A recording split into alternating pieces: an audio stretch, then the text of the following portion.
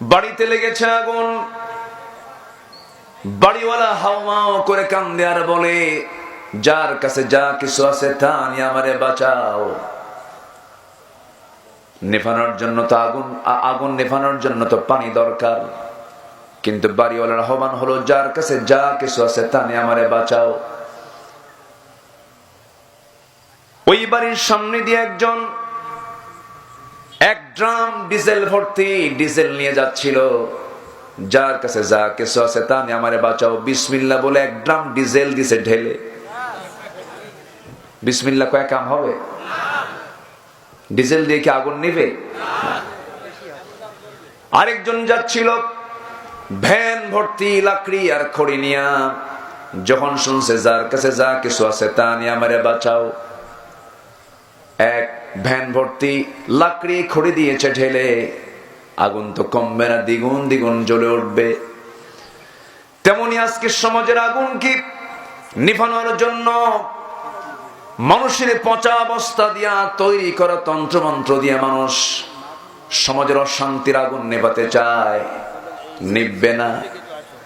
ঠিক তেমনি আগুন নেভানোর জন্য যেমন পানির প্রয়োজন, সমাজের আগুন নেভানোর জন্য পৃথিবীর কোন তন্ত্রমন্ত্র নয়, একমাত্র কোরআন প্রয়োজন।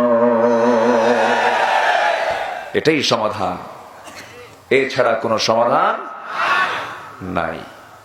আমার নবীজির সারা জীবনের কার্যক্রম এটাই ছিল।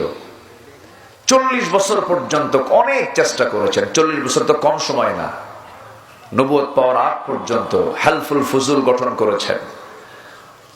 সমাজের ঘুণ সরিয়ে দেওয়ার জন্য শত চেষ্টা করেছেন, ব্যর্থ হয়েছেন আমার নবী। আমার নবীর মতো মানুষ, যার মুখ থেকে অযাচিত অতিরিক্ত একটা কৌতুক মিশ্রিত মিথ্যা যার মুখ থেকে বের হয়নি, তিনিও পারেননি। কিন্তু 40 বছর যখন পার হওয়ার পর তার হাতে কি এলো? আসতে বলবেন না, কি হলো? 23 বছরে বিশ্বের বিপ্লব ঘটে গেল। ঠিক কিনা? কি দিয়া?